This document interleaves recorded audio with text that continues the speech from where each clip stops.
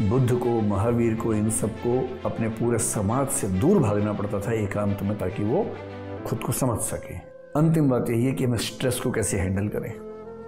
यह स्ट्रेस दो तरह का है। एक तो है थोड़ी सी इस समय आपको फिजिकल लेवल पर सुस्ती, थकान, चिड़चिड़ापन ये सब लगता होगा।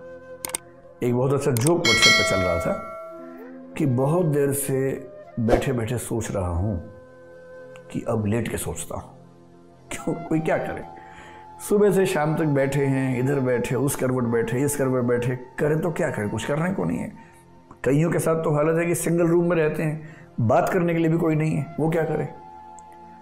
और ऐसे ही सूरत हाल के लिए वो एक बहुत प्रसिद्ध शेर लिखा गया है, सुबह होती है शाम होती है, उम्र यूं ही तमाम होती है। पर ये अच्छी बात नहीं है। विद्यार्थी जीवन में, युवा जीवन में सब शोभा नहीं देता है।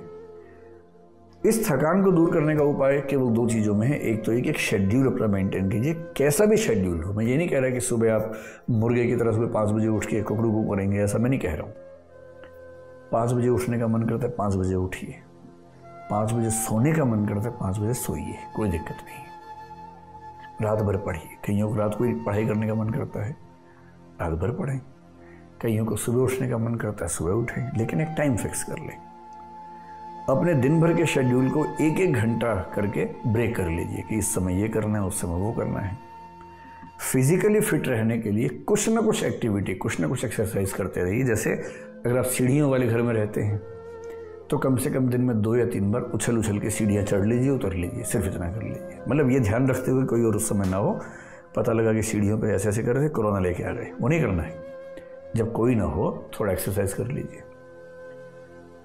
अगर वो भी संभव नहीं है तो अपने ही रूम में कम से कम 100-200 बार हल्का हल्का उछल लीजिए अपने कदमों से।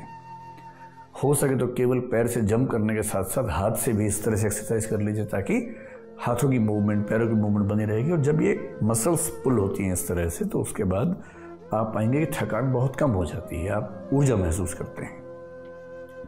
और जो मानसिक थकान है, ये तो फिजियोलॉजिकल हुआ, जो साइकोलॉजिकल स्ट्रेस बहुत ज़्यादा इस समय है, वही अकेलापन, चिड़चिड़ापन, थकान।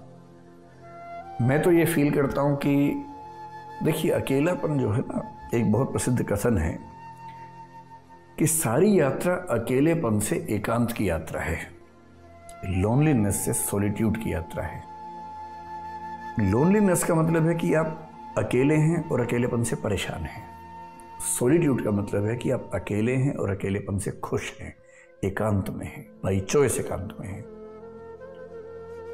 जिस दिन आपको अपने साथ रहना अच्छा लगने लग जाएगा ना, जिस दिन आपको बाहर की खिड़कियां देखने का मन नहीं करेगा, अंदर की खिड़कियों मन करने लगेगा देखने का, उस दिन आप पाएंगे कि एकांत बहुत बड़ा सुख है। ये दुख नहीं है, बहुत बड़ा सुख है। बुद्ध को, महावीर को, इन सबको अपने पूरे समाज से दूर भागना पड़ता था एकांत में, ताकि वो खुद को समझ सके, रियलाइज कर सके। आपाधापी वाली जिंदगी में इतना आसान नहीं होता है एकांत मिलना। ये तो एकांत बाई कंपल्सन मिल गया है हमें। दुख होता है, बेचैनी होती है, सही बात है, होती है, लेकिन उसके बाद भी इसका फायदा उठाना है।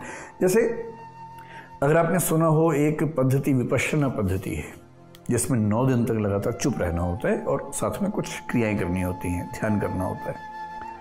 मैं तो अब तक उसमें नहीं जा पाया हूँ, लेकिन मेरे जो मित्र वहाँ गए, 2-3 बार गए, मैं उनसे जब पूछता हूँ तो वो एक बात हमेशा कहते हैं कि वहाँ जाएंगे तो फ़ोन भी आपसे ले लिया जाएगा, आपके पास फ़ोन भी नहीं है, कोई तरीका बाहर की दुनिया से कनेक्टेड होने का नहीं है।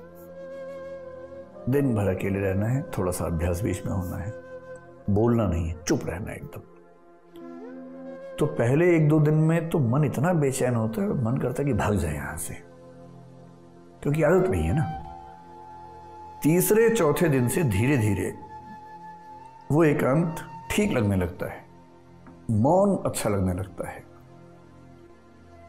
और 9 दिन होते होते हालत ये होती है कि जब उसके बाद कहते हैं कि अब आप जा सकते हैं, बात कर सकते हैं, बोल सकते हैं, अधिकांश लोगों का बोलने का मन नहीं करता। उन्हें लगता है कि बोलना कितना फिजूल है, ऊर्जा का अपव्यय है, क्या जरूरत है बोलने की।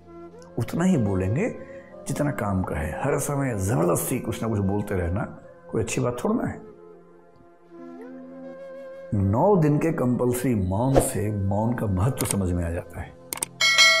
और ये तो दुर्भाग्य से या सौभाग्य से 21 + 19 40 दिन का सघन एकांत आपको मिल गया है। बेचैनी होगी, पर मेरा विश्वास है कि जो बेचैनी पहले हो रही होगी उसकी तुलना में थोड़ी कम हो गई होगी। अब आपको एकांत से एडजस्टमेंट होने लगी होगी।